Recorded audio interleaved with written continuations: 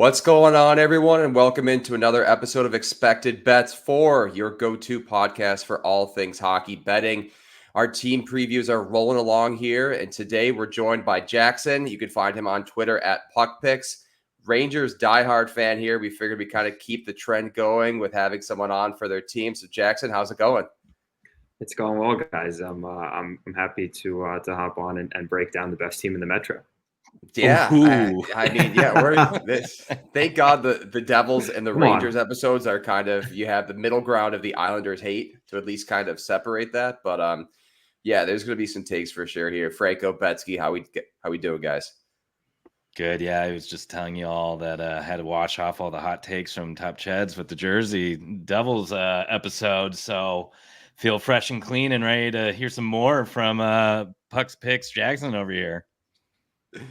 I'll see what I can do. Yeah, he had a few at the end there that I was were a bit interesting. Oh yeah, there's a crossover. That episode is those 5 minutes of recording is probably gonna have to get deleted for everyone's sake. There, that's not gonna be public. Jackson, so did you obviously, do you grow up a New York fan? Are you from the area? Yeah, so I was born in the city, raised just outside. Ranger fan my whole life. I'm living here now. Straight out of college, came to New York, graduated in 21, and so been trying to get to as many Ranger games as possible now that I'm living in Manhattan again. So it's been nice. That's awesome. Yeah, it's a hell of a fucking spot to watch the game too at MSG. Probably one of my favorite arenas, if not my favorite. All right, let's get into the team preview here for the New York Rangers. Getting into the New York Rangers here, Jackson, I'm going to throw this first question to you here. Only a few offseason additions here. Riley Smith, Sam Carrick, Casey Fitzgerald, to name a few here. Kind of run back the same roster. Riley Smith looks like he's going to be settled on that first or second line here. So in terms of additions, how do you think the Rangers did in the offseason, and kind of what's your expectations for these guys coming in?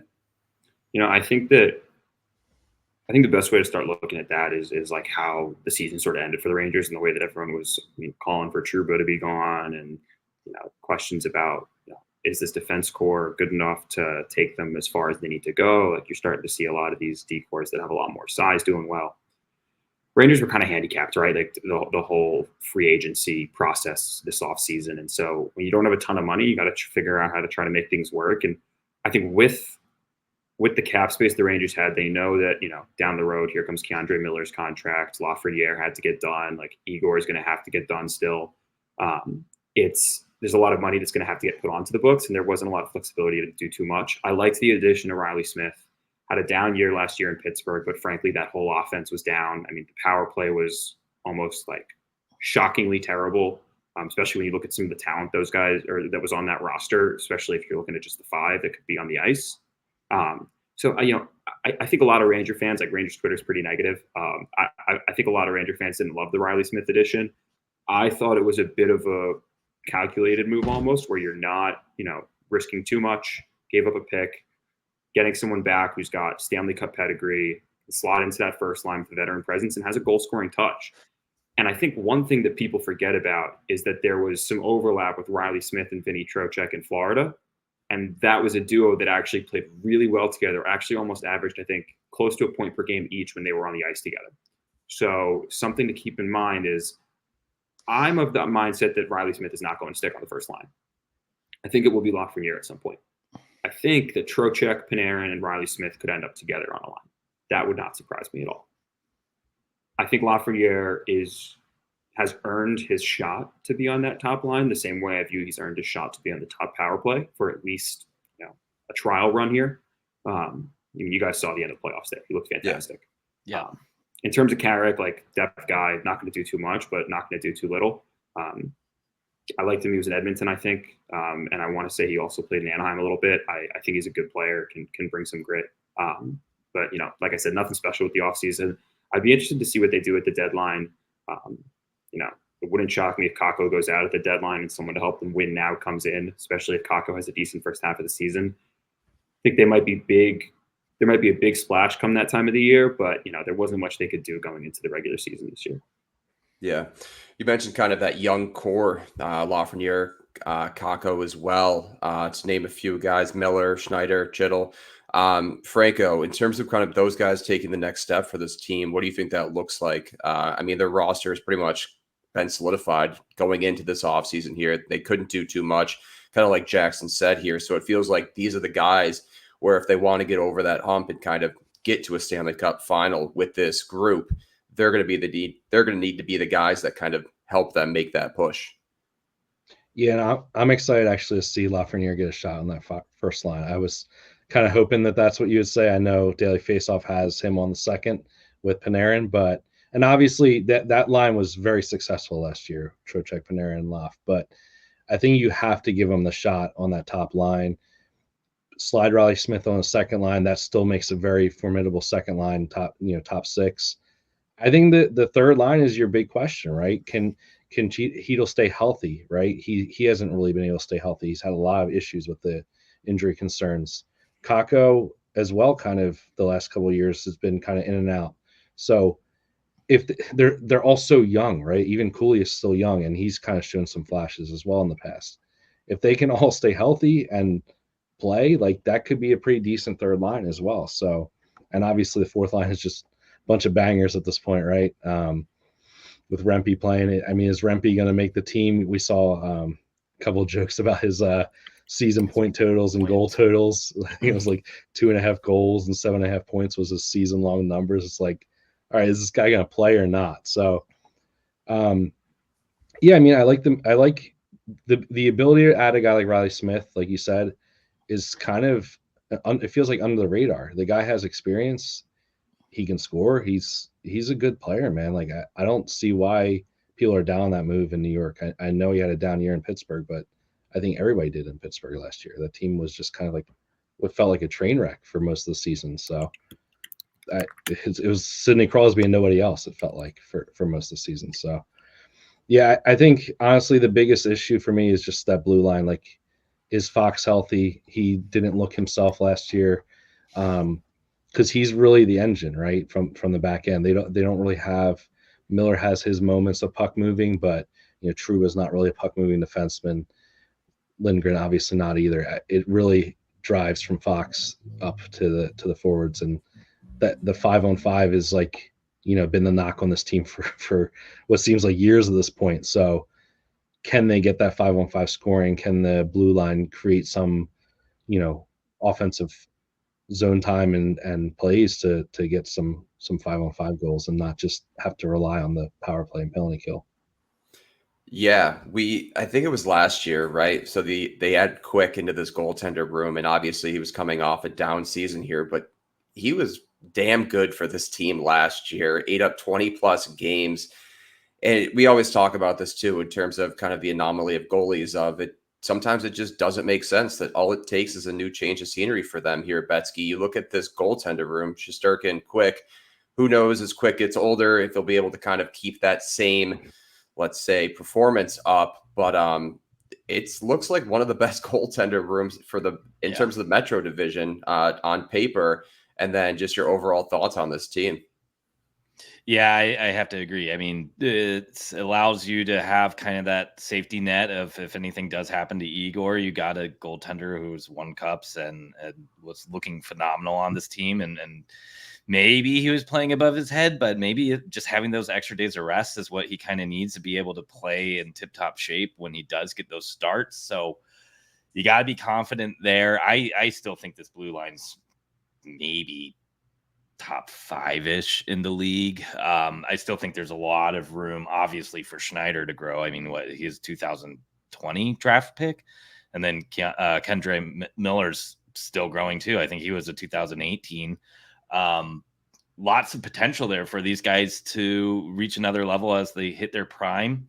And then overall, I mean, again, as long as everybody stays healthy, Chytil and Kakko are still extremely young, have not been able to kind of maybe cap out at what their ceilings could hold. And if we're talking about 5-on-5 scoring, maybe that's what we finally see, is because we haven't seen the Rangers really be able to roll out 3 lines yet because either the kids were too kiddie or the kids were hurt. So this may be the year where we actually start to see that happen. And it could be a really fun team up and down this lineup.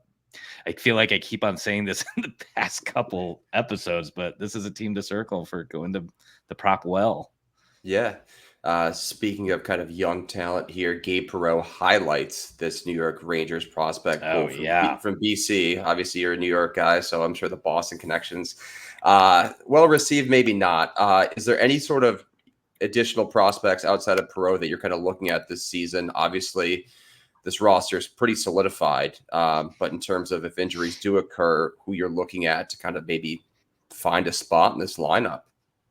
Yeah, and I think that's kind of the key. The right way to put it is that there aren't a lot of openings up and down this lineup for someone to slot in without an injury, right? Like Yeah. Sam Carrick is there, but the Rangers' better prospects are not really at the center position. They're at the wings. Like if you look at a Brennan Othman type, who is the guy that I think can crack this lineup at some point this year and come in and potentially make an impact. I think last year he had, I want to say, like 20 goals and 28 assists in 60 something games in the AHL. Phenomenal young player, great shot, strong skater, confident with the puck. I'd like to see him get a shot with the roster with the full time squad. My view is like, again, I don't see where he fits in up or down the left and right sides. My only thought is if Cooley has a sophomore slump, like maybe he gets bumped down to the fourth line or is a healthy scratch every now and then, and Othman comes up. But I don't know if it's worth having Othman not playing every night the way that you want, these young guys to develop.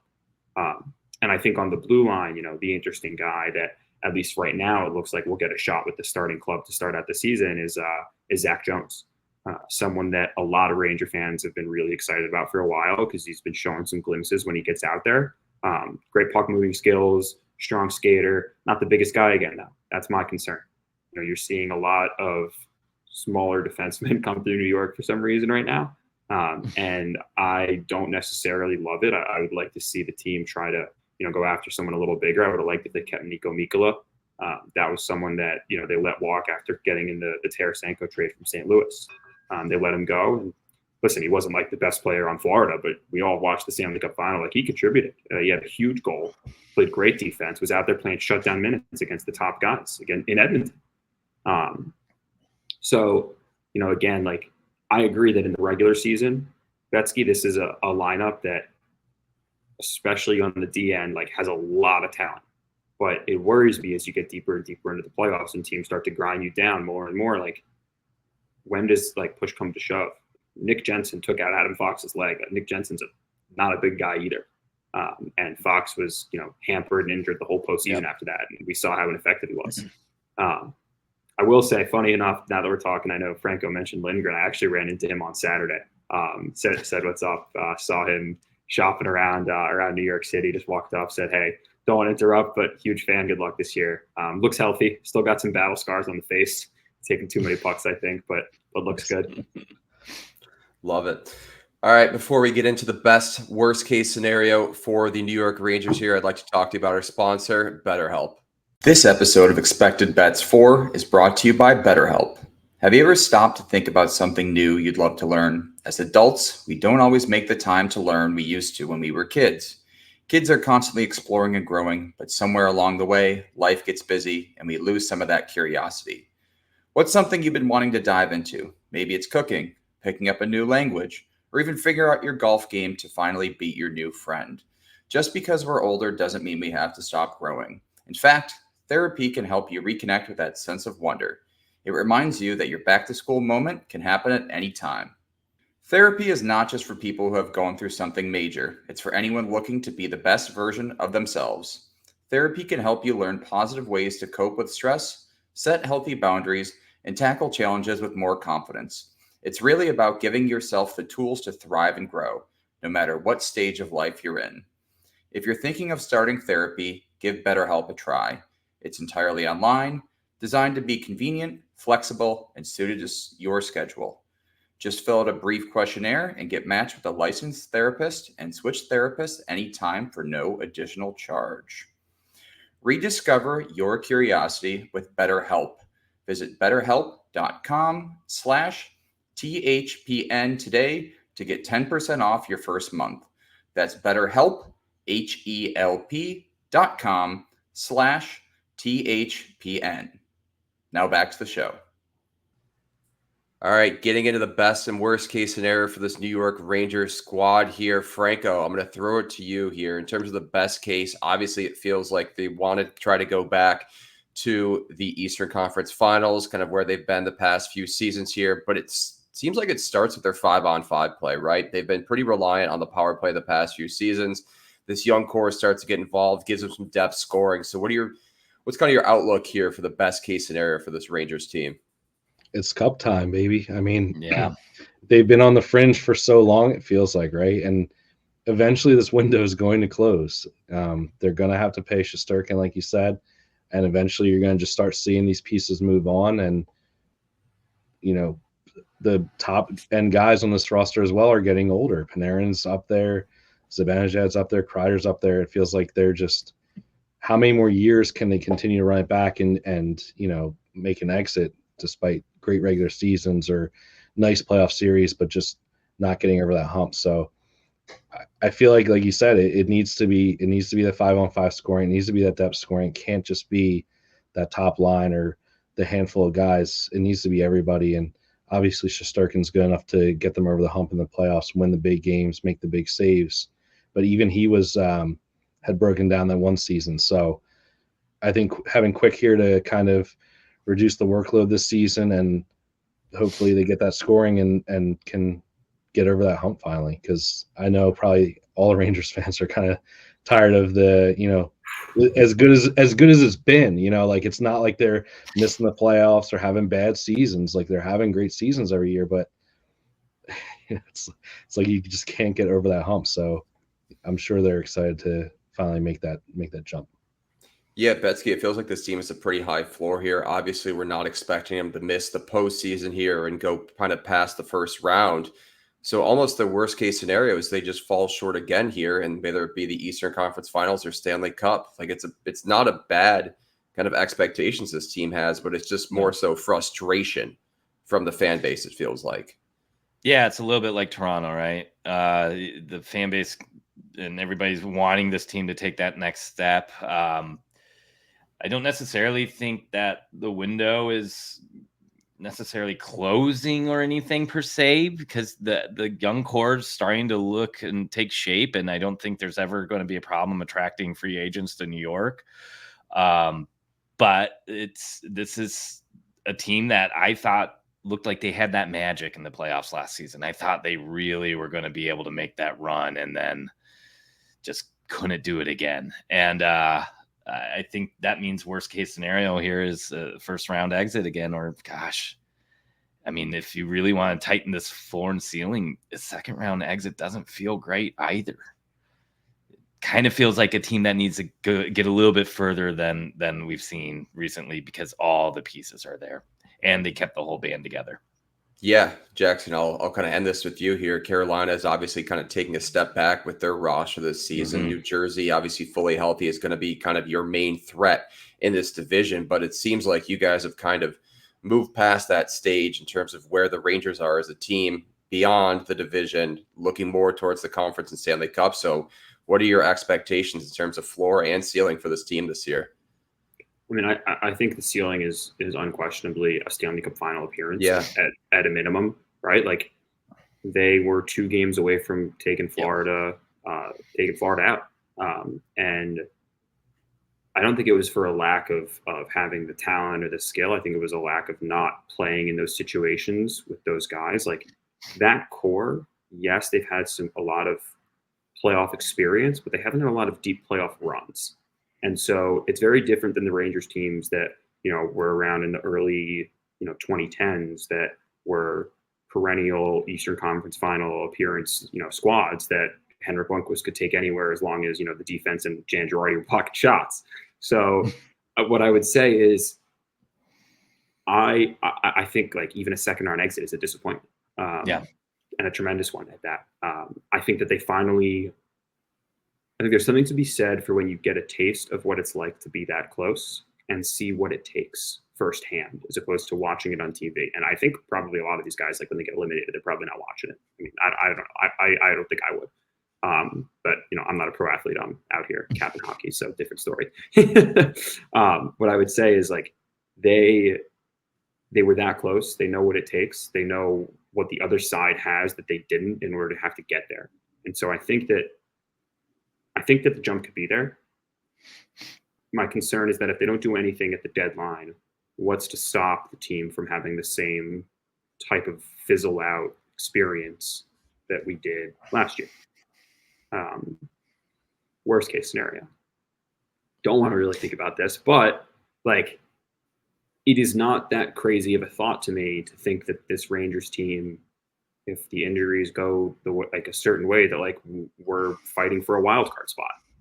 I think that there's a lot more talent in the Metro than people give credit. The Capitals rebuilt a strong team, and I think they're going to be competitive again. And like, let's say Igor goes down. Like the Rangers have luckily been very healthy, across the board, knock on wood, especially with their big names. And like, it doesn't take a lot for a team that relies on the big guns. If they lose a few guys to start to really struggle, like we saw New Jersey, like that. I mean, everyone had them as their Stanley Cup final, hot shot pick going into last year, and crapped out. Like there was nothing there after a few injuries. Dougie Hamilton goes down, Jack Hughes goes down, season's over. So, I don't want it to happen, but like Panarin goes down, Zibanejad goes down, one of the two, and like Igor gets hurt, like that's a big piece gone, just gone. And so I don't think that's where we're going to be, but like I don't see it as, out of the realm of possibility, unfortunately. Yeah, I think the big one to fall would be Igor, right? Because you look at Quick of how much older he's getting too, and can he handle that kind of goaltender number one role? I don't think so. I thought you made a great point about like him, taking less games and allowing him to, play more and play better. Yeah. Because you could tell he was running out of steam in LA. He looked done. Totally. He looked couldn't completely have the done. number one job anymore. And you saw like more nights off really helped rejuvenate the guy. Yep. Now I like your comment about getting there and feeling it, being in the Eastern Conference Final and kind of watching that next step, because we just watched two teams do that year over year, of the Oilers making it to the conference finals, and then I guess it was 2 years after making it to the Cup finals, and then Florida making it to the Cup final last year, and this year winning it. So if history repeats itself in that capacity, maybe this is the Rangers' year to take what they learned and build from it. So, and don't forget too, go ahead. I was just going to say, like 2 years ago, this team, or 3 years ago now, I guess this team played Tampa in the Eastern Conference Finals when no one thought they should be there. So there's been 2 Eastern Conference Finals trips with this squad for the most part. I forgot about that. A lot of people do. A lot of people do. Because Colorado came in and just kind of steamrolled Tampa, and nobody really thought much of it after that. So what I'll say is they now have, I think, enough experience to say we have 2 deep runs. We've tasted losing in the first round when we arguably shouldn't. I say we a lot, sorry, when they arguably shouldn't. And, you're seeing it. Florida, Edmonton, teams that are getting there, getting really close, not getting it done, and then making another big run. Maybe that was the Rangers' big run was this year, but I think they still have it. I really do. It sounds like Betsky, you're kind of on my side here, that they are a squad that can and should make a Cup final push. Yeah, I agree.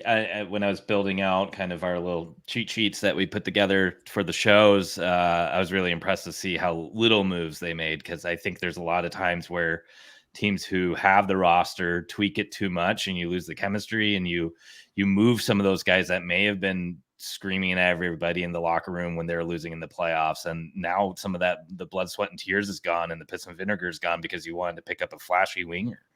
And I love the Riley Smith ad as well. I think that's the type of kind of skill that can go up and down that lineup, that gives them that ultimate flexibility, especially if some of the kids start to kind of emerge. So it's really impressive to see, because I always felt like the rebuild got kind of cut short because they were able to get those free agents and whatnot. And now you actually are kind of seeing, Miller, Schneider, Kakko, Lafreniere, Hedel, Cooley are all guys who have kind of are coming up through the pipeline, and they're all drafted. Fox, you could almost add it, even though I know he wasn't drafted by them, but he's young enough. And you're starting to see all the layers of the rebuild are here now, and it's kind of like it feels a little bit like that perfect storm moment. Like all those guys were a little too young last year, and they were definitely a little too young the year before, and not as many were on the roster then. But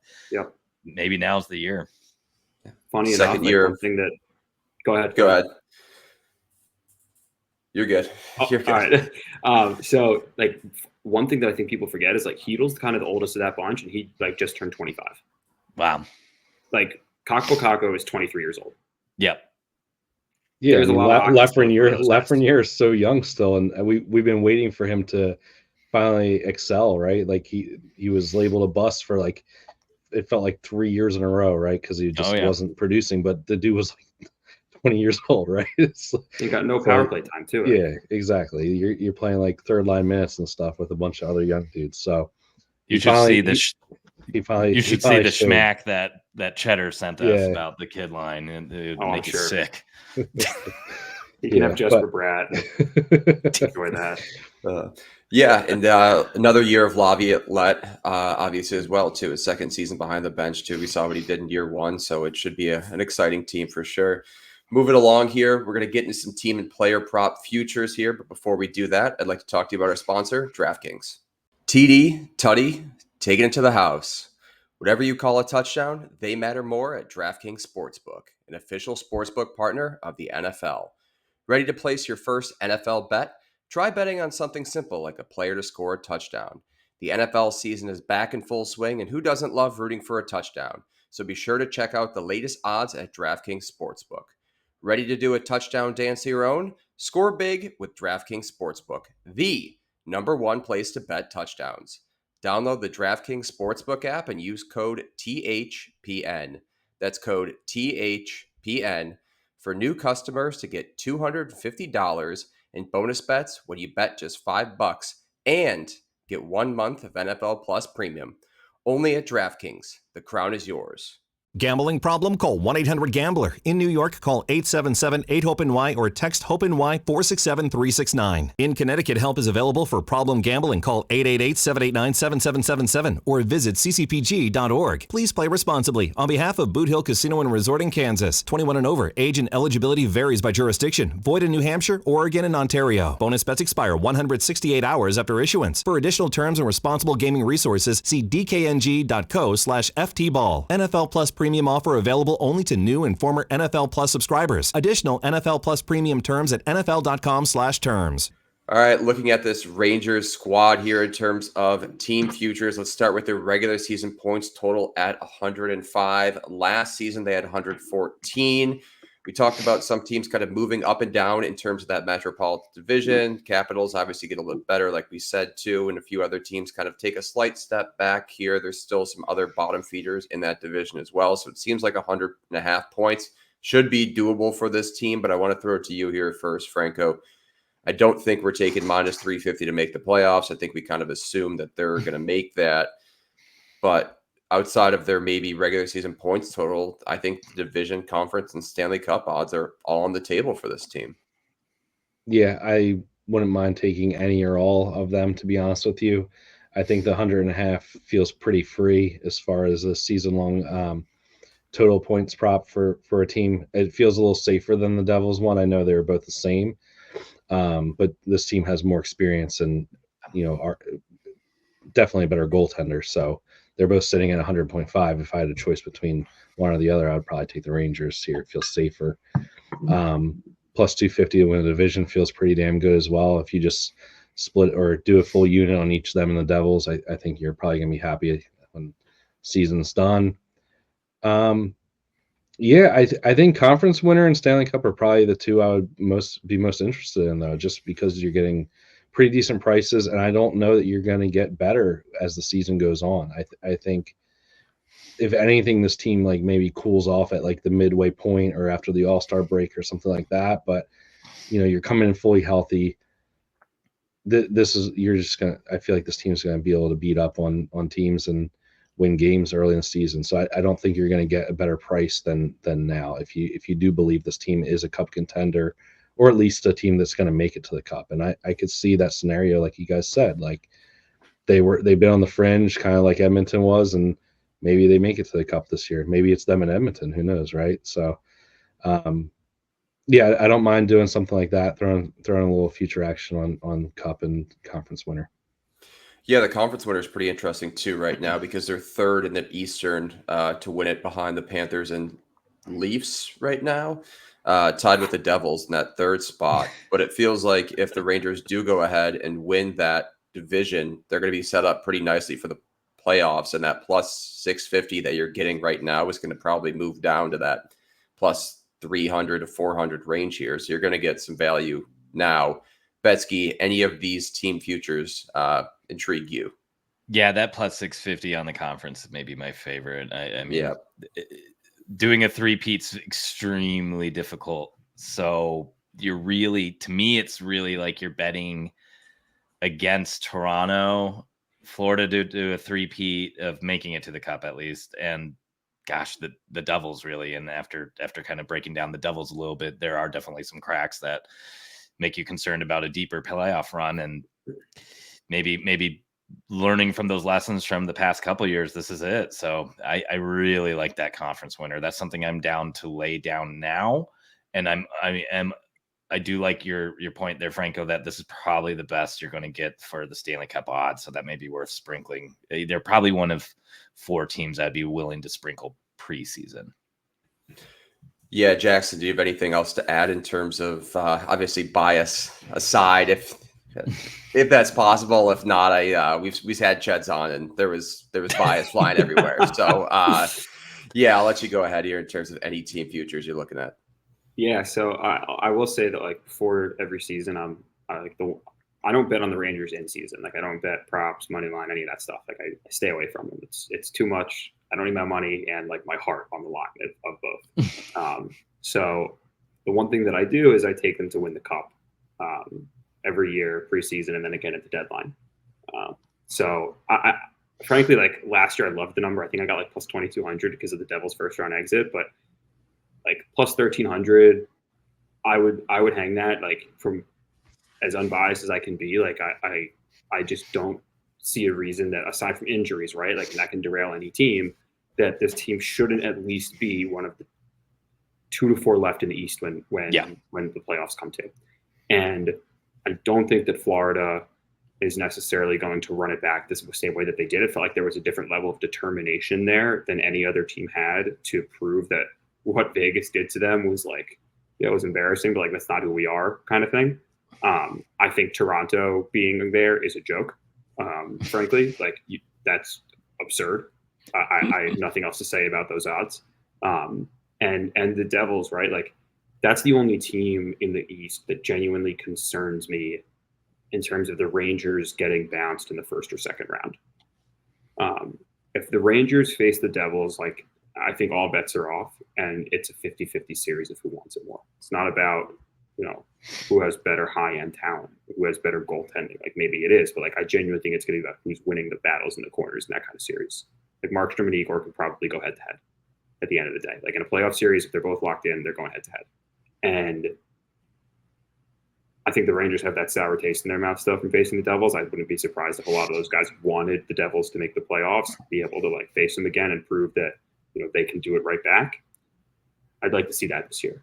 In terms of 100.5, by the way, what are the odds on over 100.5? I think it's minus 115 on DraftKings here. Let me pull it up right now. Yeah, all the DK minus odds 115. Like I would say that falls into the category of like what I don't really bet on the Rangers, but to me that is an incredible line. I don't see them having less than 100 points this year again, unless everyone on the team gets injured. Like even with Quick, and if they make a trade for a goalie and like Igor's out, they're going to be right there. Yeah.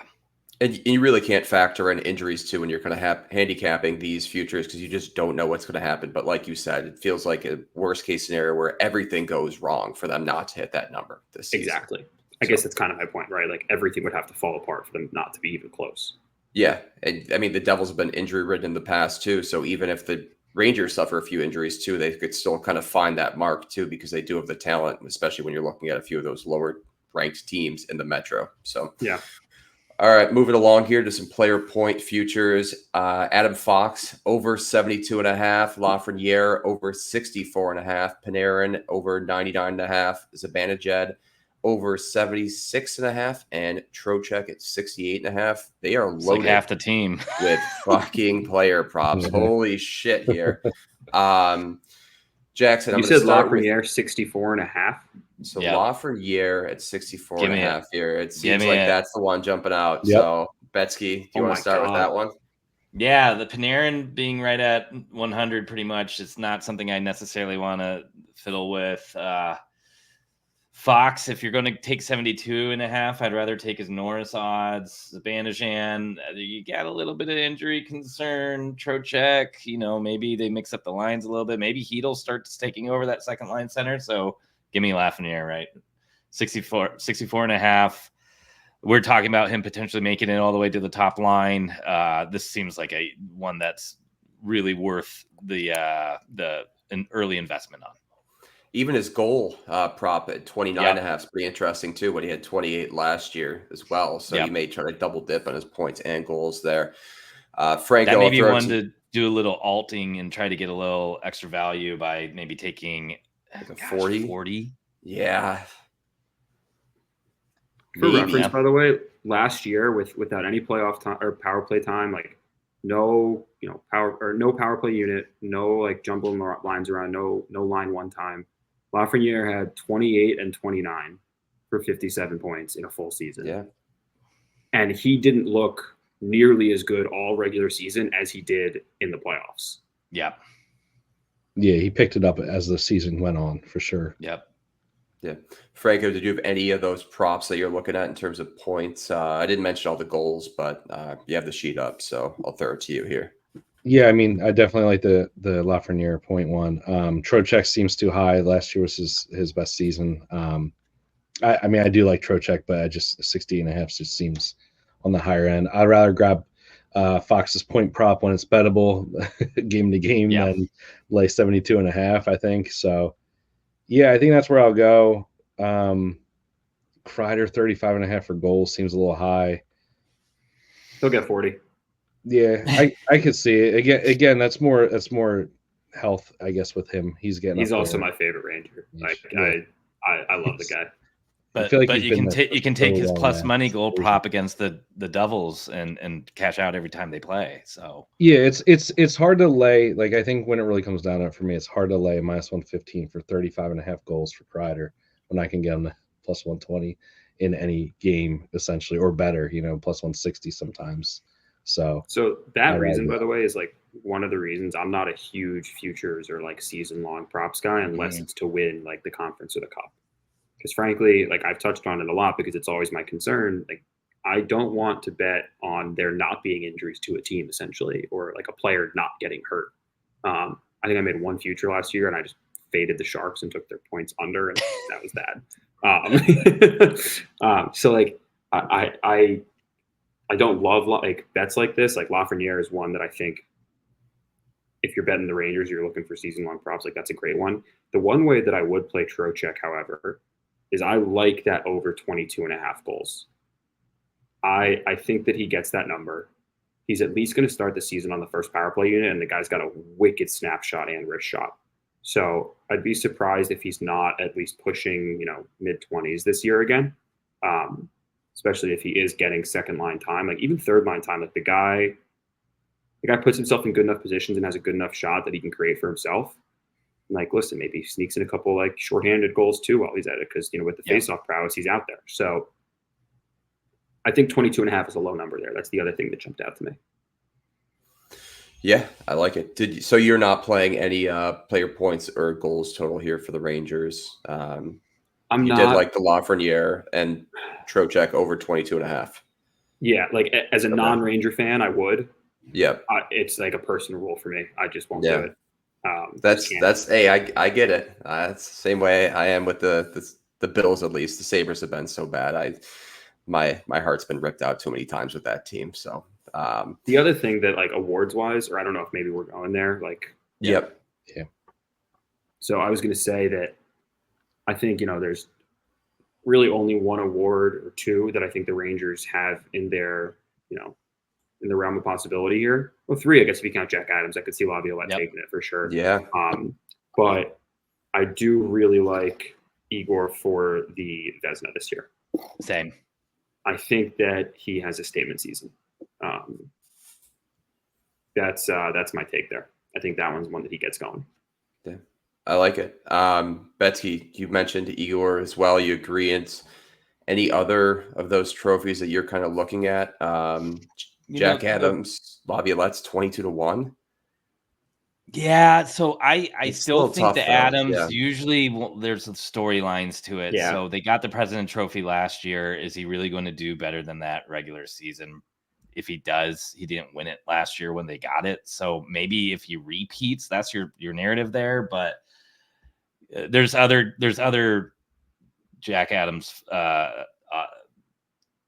possibilities that I like more. Fox for Norris is interesting. I would rather wait and maybe try to get a little more value once the season begins. I think you get a better number mid-season there. Me too. And this could be a team that like really blows up second half of the season if they get more production from the kids and if other kids take steps up like Lafreniere did last year. So maybe that's a wait and see. Igor's probably one I would grab now though, because wins are so important for the Vezina. And this could be a team that comes out hot. I like it. Franco, did you have anything else to add? Yeah, I just wish there was a little bit better value. I get it. He's Igor, but you're getting like plus 550. It seems so short. You're betting it at the top, and like I said earlier, it's like I don't think it's going to get better just because if they come out hot and start winning games, like you're not getting a better value on it. I do think the Fox look feels pretty good if you do wait for that and see if you can get a better number, especially if a defenseman starts out red hot with points and then kind of cools off. Because we know Fox is steady. He's going to put up, almost a point per game. It feels like when all's said and done. So, yeah, I'd rather wait for that. I guess I would probably, if anything, I'll grab Igor here. One more thing, as far as like the season long points and goals props and stuff like that, is just if anything, I think based on kind of what Jackson said too, is like you would want to look at unders. And I'm not saying this is the team to do it with, but there's, like you said, there's so many things that could go wrong, right? Like injuries or just down seasons. I actually bet Kreider under, I think it was 2 years ago when he had that massive season, because that was his best season he's ever had as far as goals. And I think his number was like 42.5 coming into the next season. So it's just like, I feel like that's the way you should be looking at these as opposed to overs, just in general, like going forward. One thing I didn't see at the bottom of that list, by the way, is Trocheck for the Selke is kind of tempting. So that was the one I wanted to bring up too right now. So Trocheck's 75-1 to win the Selke here, and obviously there's a few factors in that. You're going to look at points. He has to be at least over 50. Face-off percentage over like 53, 54. Plus minus has to be at least in the positive territory there. Traditionally a center role here. Not the worst case when you look at kind of the other options up when you get to the higher end of the board at 75-1. So it is a little bit intriguing, but you still have can't think of his name right now.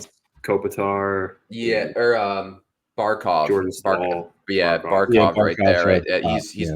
plus 135, I think, to win this award here. So one of the lowest across any category of futures. But yeah, I wouldn't mind Trocheck at 75-1 too, because he has shown he has at least can hit kind of the board in the category of at least 5 of those 8 main.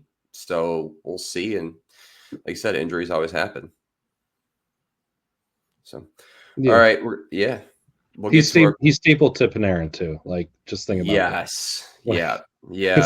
He made Ryan Strome look good. So just keep that in mind. I mean, that's a pretty good player to be playing on the line with. Let's just put it that way.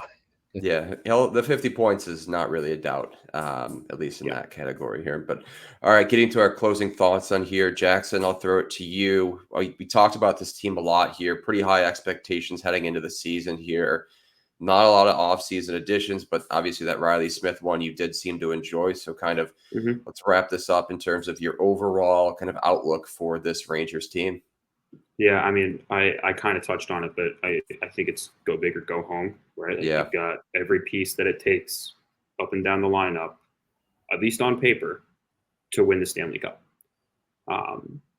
You have one of the weaker divisions you've had in recent memory, The Metro has historically been really strong, and you're seeing a lot of teams start to fall off a little bit.